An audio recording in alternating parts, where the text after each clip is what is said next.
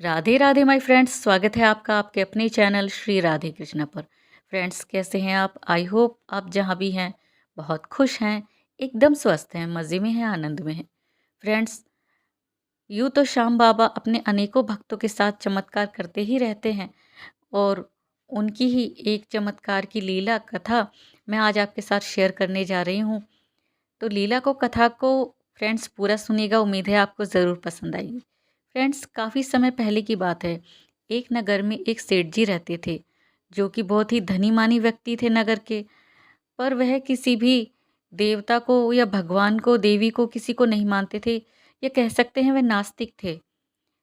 और हमेशा वह अपने व्यवसाय में ही लगे रहते, काम में लगे रहते, और किसी चीज़ की तरफ उनका कोई ध्यान नहीं था। एक दिन उनके कुछ मित्र श्याम बाबा के दरबार में उनके दर्शन के लिए जा रहे थे, तो सेठ जी को ज़बरदस्ती ले गए अपने साथ और कहा, काम तो तुम सारी ज़िंदगी करोगे, चलो आज तुम्हें सबसे बड़े सेठ से मिलवाते हैं, सबसे बड़े सेठ के दर्शन करवाते हैं, जहाँ हर मन्नत पूरी होती है। तो सेठ जी ने कहा, क्या ये सच है? तुम्हारे सेठ जी मेरी मन्नत पूरी करेंगी, जो मैं मांगूंगा वो देंगे? तो मित्रों ने कहा, हाँ, तुम चाहो तो एक बार हमारे साथ चल कर देख लो, तुम चलो तो सही।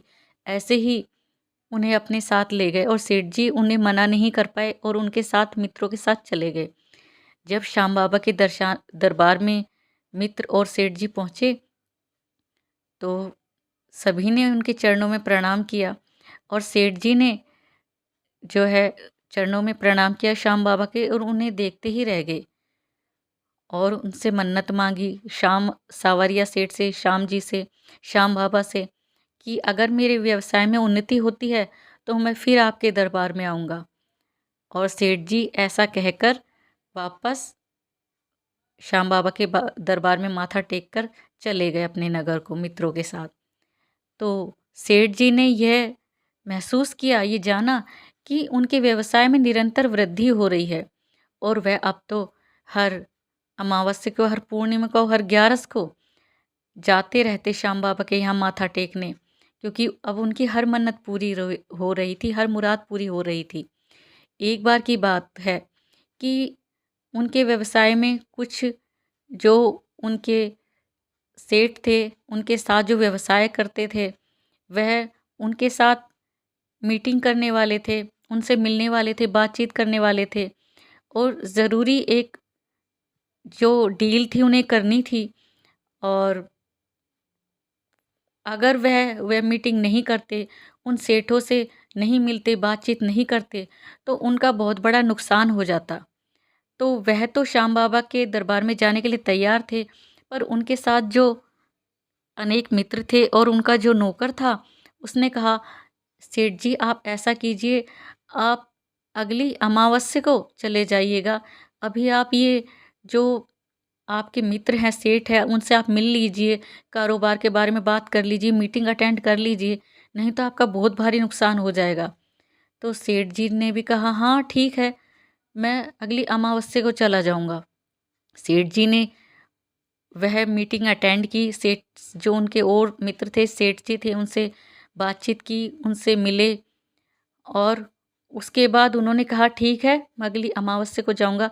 जब अमावस्या आई, सेठ जी फिर दरबार में जाने के लिए तैयार हुए, तो फिर से एक ऐसे ही ज़रूरी काम आ गया और नौकर ने फिर कहा कि आप अगली 11 को चले जाना।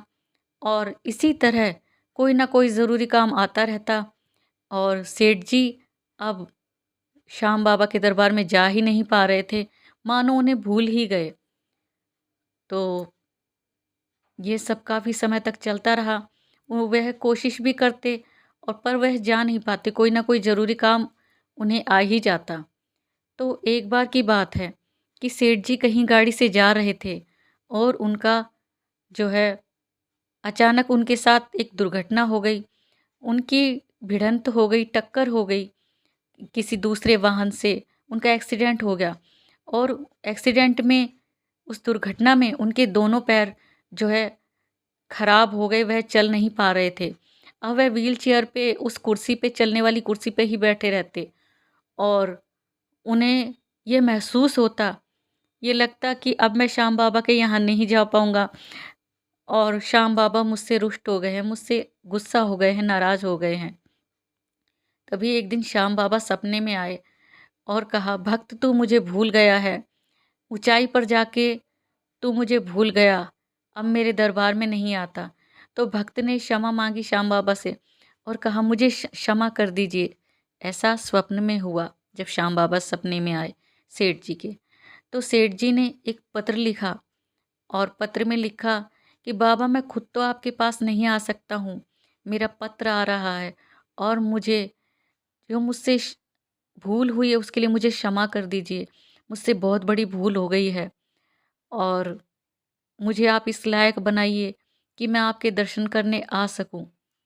मुझे क्षमा कर दीजिए। रो रो कर पत्र लिखा और वह पत्र एक डाकिये को, एक पोस्टमैन को देते हुए कहा कि तुम ये मेरी जो चिट्ठी है, जो मेरा पत्र है, ये श्याम बाबा को पढ़ के सुना देना, तो वह मेरा हाल ज़रूर समझेंगे और मुझे क्षमा ज़रूर करेंगे।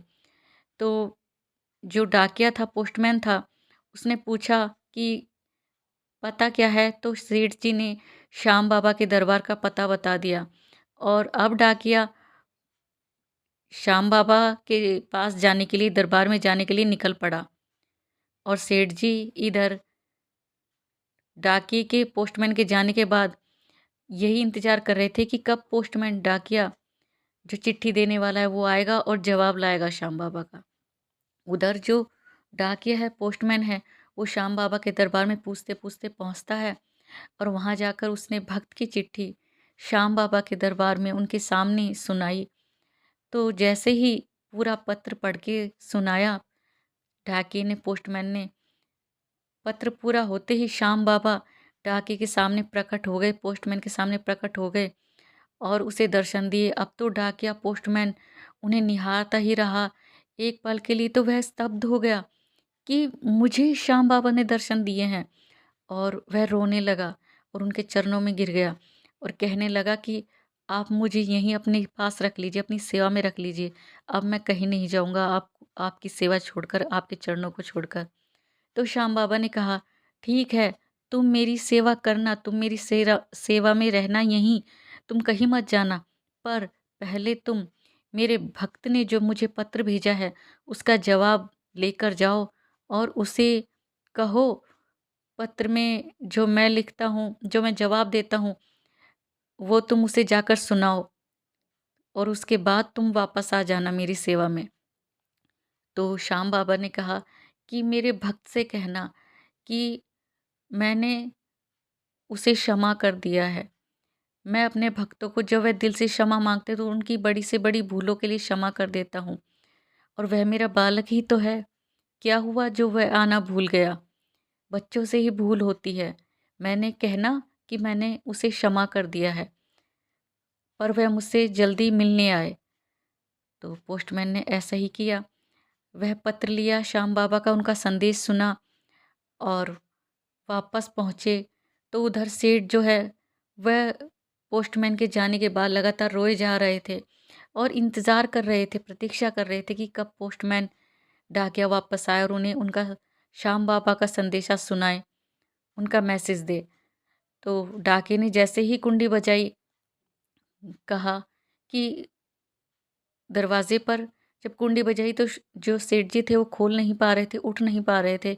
तो उन्होंने पूछा, कौन? तो डाकिये ने कहा, मैं डाकिया, पोस्टमैन, आपके लिए श्याम बाबा का संदेशा लाया हूँ। तो जो सेठ जी थे वह उठ नहीं पा रहे थे और उनका मन कर रहा था कि मैं कैसे उठूँ, कैसे दरवाज़ा खोलूँ। तो वह अपनी पूरी कोशिश में लगे हुए थे और उन्होंने ज़ोर से श्याम बाबा का जयकारा लगाया, श्याम बाबा की जय, श्याम प्यारे की जय, खाटू नरेश की जय। ज़ोर-ज़ोर से जयकारे लगाए और ज़ोर का जयकारा लगाते ही उसके दोनों पैर ठीक हुए और वह उठ खड़ा हुआ।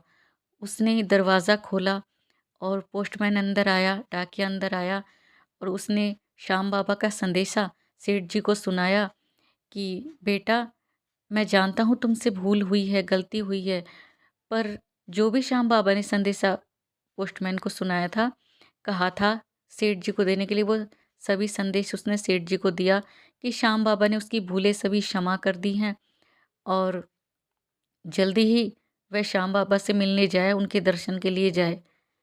तो सेठ जी अब फूट फूट कर रोने लगे और श्याम बाबा की कृपा पे अब उन्हें पूरा विश्वास हो चुका था और अब वह ठीक भी हो चुके थे। उनके दोनों पैर अब सही हो चुके थे श्याम बाबा की कृपा से। तो जब अगली ग्यारस आई, अगली पूर्णि जब अगली पूर्णिमा आई, ग्यारस को तो वो नहीं जा पाए थे, पर जब अगली पूर्णिमा आई तो वह उस पूर्णिमा को श्याम बाबा के दर्शन के लिए गए और उन्होंने श्याम बाबा के दर्शन किए और उनकी कृपा के लिए उन्हें बहुत बहुत धन्यवाद किया। और अब वह सेठ जी हमेशा हर ग्यारस को श्याम बाबा के दरबार में जाते और उन्हें माथा टेकते। तो फ्रेंड्स, ऐसी हमारी श्याम बाबा की कृपा, वह जो भी भक्त उनके पास पूरे विश्वास के साथ, पूरे समर्पण के साथ और सभी दुनिया के लोगों से हार कर जाता है, तो वह उसे उसकी भक्त की जो हार होती है उसे जीत में बदल देते हैं। तो इसीलिए उन्हें कहते हैं हारे का सहारा। तो फ्रेंड्स, कैसी लगी आपको कथा लीला? कमेंट करके ज़रूर बताइएगा। लाइक कीजिएगा अगर ये वीडियो, ये कथा, ये लीला आपके कहीं दिल को छुई हो तो लाइक कीजिएगा फ्रेंड्स, और वीडियो को, कथा को शेयर कीजिएगा ज़्यादा से ज़्यादा। और अगर आप मेरे चैनल पर नए हैं फ्रेंड्स तो प्लीज़ चैनल को सब्सक्राइब कीजिएगा। अगली वीडियो में एक नई कथा के साथ, एक नई लीला के साथ आपसे फिर मिलेंगे। राधे राधे।